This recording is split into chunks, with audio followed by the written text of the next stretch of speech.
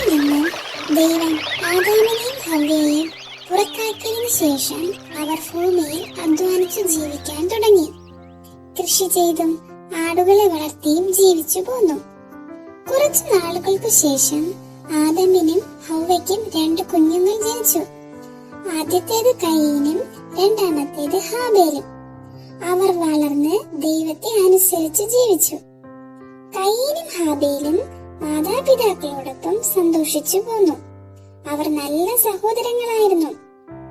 മാതാപിതാക്കളെ കൃഷിയിലും ആടുകളെ വളർത്തുന്നതിലും സഹായിച്ചു. മൂത്തവനായ കയീന് കൃഷിയോടായിരുന്നു താല്പര്യം.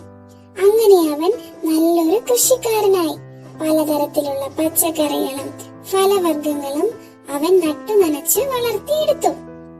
എന്നാൽ ഇളയവനായ ഹാബേലിനാകട്ടെ ആടുകളെ വളർത്തുന്നതിനും പരിപാലിക്കുന്നതിനുമായിരുന്നു താല്പര്യം. ഒരിക്കൽ 2 പേരും തങ്ങളുടെ അധ്വാനങ്ങളിൽ നിന്ന് ദൈവത്തിന് വഴിപാടർപ്പിക്കാൻ തീരുമാനിച്ചു. കയീനാകട്ടെ തന്റെ വിളകളിൽ നിന്ന് നല്ലതല്ലാത്ത കുറച്ച് പഴങ്ങളും പച്ചക്കറികളും ദൈവത്തിന് വഴിപാടായിട്ട് കൊണ്ടുവന്നു.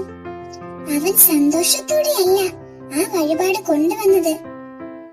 എന്നാൽ ഹാബേലോ തന്റെ ആട്ടിൻകൂട്ടത്തിലെ ഏറ്റവും മികച്ച ഒരെണ്ണത്തിനെ ദൈവത്തിന് വഴിപാടായിട്ട് കൊണ്ടുവന്നു. ഹാബേലോ വിനയത്തോടെയും പ്രാർത്ഥനയോടെയും ആ വഴിപാട് ദൈവത്തിന് സമർപ്പിച്ചു. യഹോവയായ ദൈവം ഹാബേലിന്റെ വഴിപാടിൽ പ്രസാദിച്ചു. എന്നാൽ കയീനിലും അവന്റെ വഴിപാടിലും ദൈവം പ്രസാദിച്ചില്ല. ഇത് കയീനിൽ വളരെയധികം ദേഷ്യമുണ്ടാക്കി.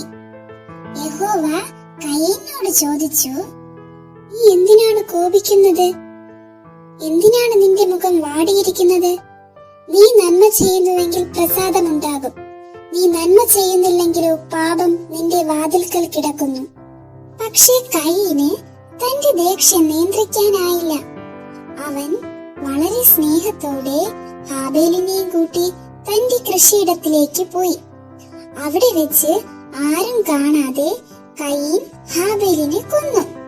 ദൈവം കയീനോട് ചോദിച്ചു, നിന്റെ അനുജനായ ഹാബേൽ എവിടെ? അതിനു മറുപടിയായി കയീൻ പറഞ്ഞു, ഞാൻ എന്റെ അനുജന്റെ കാവൽക്കാരനാണോ? അതിന് ദൈവം പറഞ്ഞു, നീ എന്താണ് ചെയ്തത്? നിന്റെ സഹോദരന്റെ രക്തത്തിന്റെ ശബ്ദം മണ്ണിൽ നിന്ന് എന്നെ നിലവിളിച്ച് കരയുന്നു. നീ ഇനി മുതൽ ശപിക്കപ്പെട്ടവനായിരിക്കും. ഈ ഭൂമിയിൽ നീ ഇനി കൃഷി ചെയ്താൽ ഈ മണ്ണ് നിനക്ക് ഒരിക്കലും ഫലം തരികയില്ല. ഈ ഭൂമിയിൽ നീ അലഞ്ഞു തിരിഞ്ഞു നടക്കും. കയീൻ വളരെയധികം വിഷമിച്ചു. കയീൻ ദൈവത്തോട് പറഞ്ഞു, ആരെങ്കിലും എന്നെ കണ്ടാൽ കൊല്ലും. ആരും കയീനെ കൊല്ലാതിരിക്കേണ്ടതിന് യഹോവയായ ദൈവം അവനൊരു അടയാളം വെച്ചു.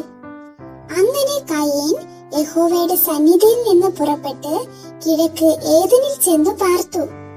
കൂട്ടുകാരെ, ഈ കഥയിൽ നിന്ന് നിങ്ങൾക്ക് എന്താണ് മനസ്സിലായത്?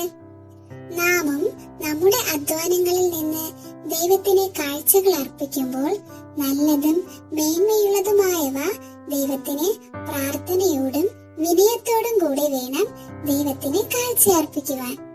അതുപോലെ നാം നമ്മുടെ സഹോദരങ്ങളെ കരുതുകയും വേണം. എല്ലാ കൂട്ടുകാരെയും ദൈവം അനുഗ്രഹിക്കുമാറാകട്ടെ.